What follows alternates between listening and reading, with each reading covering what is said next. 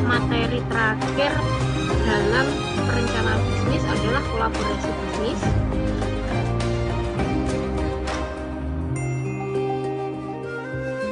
Kolaborasi adalah bekerja sama dengan orang lain untuk mencapai tujuan bersama yang jelas. Kolaborasi berfokus pada penyelesaian tugas atau misi dan biasanya terjadi dalam bisnis atau organisasi lainnya dan antara perusahaan. Kolaborasi tidak akan terjadi secara spontan dalam suatu perusahaan bisnis, terutama jika tidak ada budaya mendukung atau proses bisnis. Sebuah budaya bisnis kolaboratif dan proses bisnis yang sangat berbeda. Dalam budaya kolaboratif, manajemen senior menetapkan kolaborasi dan teamwork yang penting untuk organisasi, dan itu benar-benar menerapkan kolaborasi untuk jajaran senior bisnis. Penggabungan perusahaan, bentuk-bentuk penggabungan. Yang pertama, penggabungan vertikal integral merupakan bentuk penggabungan antara perusahaan yang dalam kegiatannya memiliki tahapan produksi berbeda.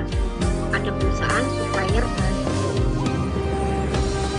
penggabungan horizontal paralelisasi, bentuk penggabungan antara dua atau lebih perusahaan yang bekerja pada jalur atau tingkat yang sama. Penggabungan ini bisa jadi untuk aliansi strategi atau untuk menekan persaingan, bahkan perusahaan elektronik A dengan perusahaan elektronik B. Bentuk kolaborasi yang pertama ada holding company, yaitu perusahaan yang berbentuk corporation yang menguasai sebagian besar saham dari perusahaan lain. Dalam hal ini, status perusahaan lain akan menjadi anak perusahaan dan kebijakan perusahaan dipengaruhi oleh perusahaan induk. Dua, kartel, bentuk kerjasama perusahaan yang didasarkan atas perjanjian bersama untuk mengurangi persaingan. Joint venture merupakan perusahaan baru yang didirikan atas dasar kerjasama antara beberapa perusahaan yang sendiri. Trade association merupakan persekutuan beberapa perusahaan dari suatu cabang perusahaan yang sama dengan tujuan memajukan para anggota.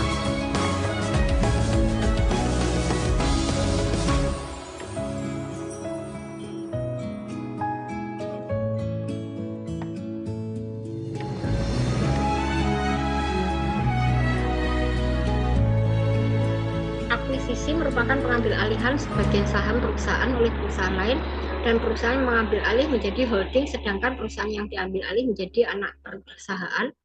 Franchise, yaitu para laba, merupakan perikatan di mana salah satu pihak diberikan hak untuk memanfaatkan dan atau menggunakan hak atas kekayaan intelektual atau penemuan atau ciri khas usaha yang dimiliki pihak lain dengan suatu imbalan berdasarkan persyaratan yang ditetapkan pihak lain tersebut dalam rangka penyediaan dan atau penjualan barang dan atau jasa. Kontrak bisnis. Selain memiliki sifat hukum, sebuah kontrak dapat dikatakan sah apabila memenuhi asas sebagai berikut. Yang pertama, adanya kesepakatan kedua belah pihak, kecakapan untuk melakukan perbuatan hukum dari kedua belah pihak, adanya objek yang disepakati, adanya klausa yang halal dan tidak melanggar norma yang ada. Jenis kontrak bisnis di sini, kontrak menurut namanya, kontrak perjanjian kerjasama atau bisnis berdasarkan sumber hukumnya adalah merupakan salah satu penggolongan kontrak yang didasarkan pada tempat kontrak itu ditemukan. Di sini ada dua macam, yaitu kontrak nominat bernama adalah kontrak yang biasa dikenal dalam KUHP, yang termasuk di dalamnya adalah tentang jual beli, tukar menukar, sewa menyewa dan sebagainya.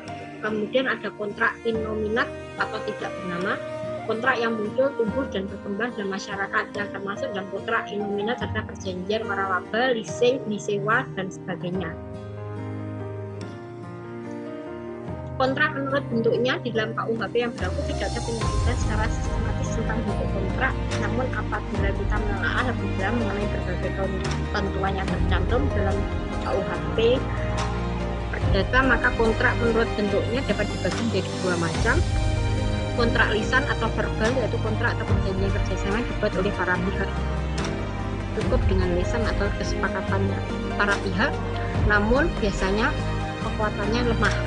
Kontrak tertulis merupakan kontrak yang dibuat oleh para pihak dalam bentuk tertulis. Yang pertama, ada akta di bawah tangan, adalah akta yang cukup dibuat dan ditandatangani oleh para pihak yang melakukan kesepakatan bisnis. Akta yang dibuat oleh notaris merupakan akta pejabat pemerintah yang ditunjuk.